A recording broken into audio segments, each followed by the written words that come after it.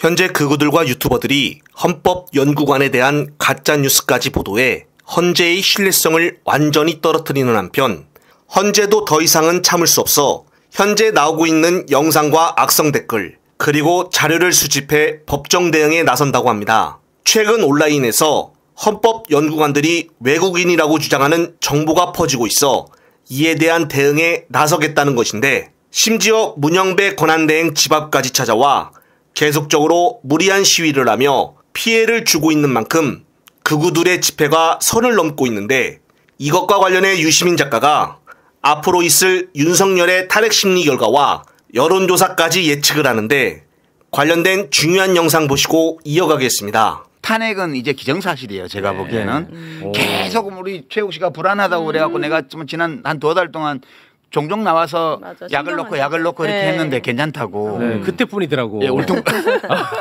울퉁불퉁하지만 계속 앞으로 가질 거다. 지금 울퉁불퉁하지만 여기까지 왔어요. 그래요? 그리고 이제 내일 모레 되면 이제 마지막 정인신문이 이제 헌재에서 있을 거고.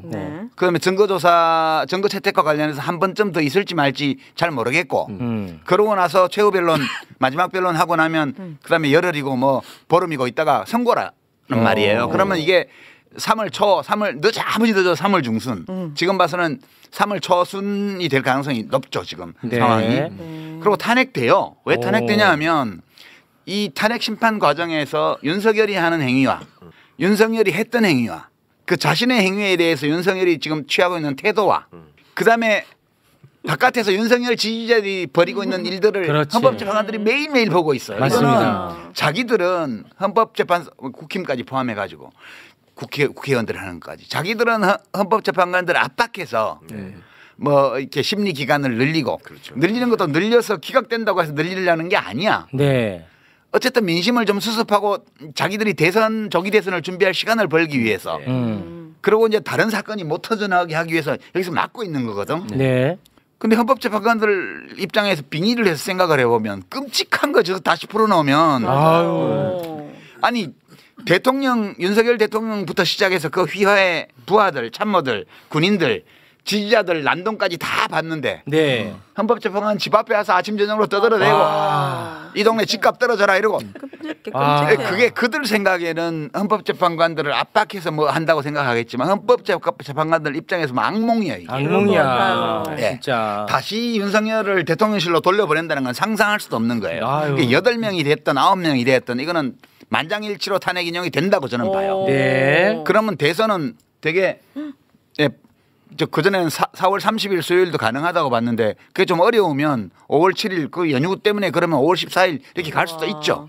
어쨌든 5월 초에는 대선이 이루어질 거란 말이에요. 지금 이제 갤럽에서 지난 10년간 조사한 데이터를 보면 자기들이 매번 조사할 때마다 물어보는 건 아니고 한 달에 한 번 정도 주관적인 정치 성향을 물어봐요. 응답자들한테. 그러니까 이거는 객관적인 지표는 아니에요. 사람들이 자기가 진보라고 생각하는지 보수라고 생각하는지 물어보는 거니까 주관적인 정치 성향이에요. 이걸 보면 되게 50대 50인데 어떨 때는 보수가 조금 많이 잡히고 어떨 때는 진보가 많이 잡히고 평상시에는 맥시멈 한 5% 내외까지 어느 한쪽이 더 잡히는 경우가 있습니다. 그럼 이제 박근혜 탄핵이나 이런 때처럼 아주 비상시에 그런 비상한 시기에는 다소 좀 10% 이상의 차이로 어느 쪽이 많이 잡히는 경우도 있습니다. 근데 평상시에는 늘 5% 이내에서 차이가 나는 거예요. 되게 신기하네. 그 데이터를 보면 그렇습니다. 갤럽 데이터를 신기해.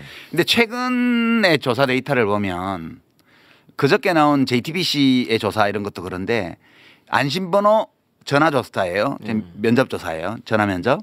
거기서도 미니멈 80개 정도가 보수가 더 잡혀요. 그러니까 1000샘플 중에 80개니까 8% 정도 보수가 더 나오는 거예요. 지금 현재. 그 지난번에 MBC 한 달 전, 한 보름 전, 3주 전의 조사를 보면 한 90개 이상 100개 이렇게 보수가 많이 잡혔고요.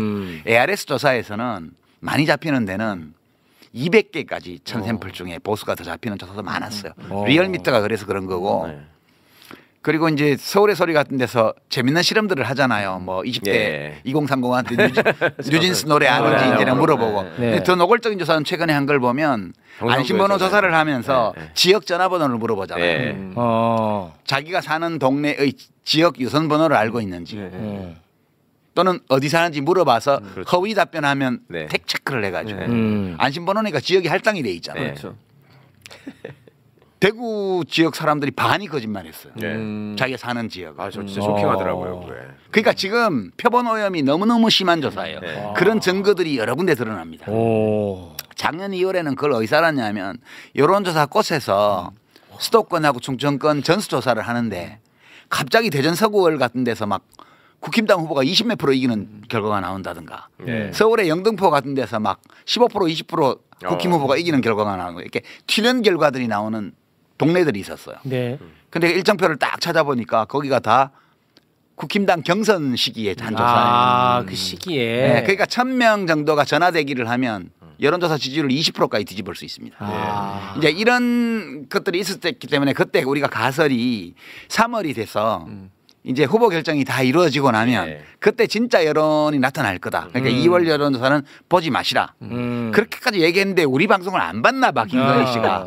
뭐 그때도 엄청 윤한홍 불안했죠. 의원 뭐 이런 사람 이철규 의원 이런 사람들이 보수 정당 역사상 최대 승리를 한다고. 아, 김건희가 그렇게 얘기했다고 이거 나왔죠. 그러니까 네. 아무나 꽂아도 되니까 네. 김상민 검사 창원 의창에 꽂아라 이런 얘기예요 전부 다. 그렇습니다. 미친 거지. 네. 그게 총선 직전이었죠. 지금 여론조사도 그래요.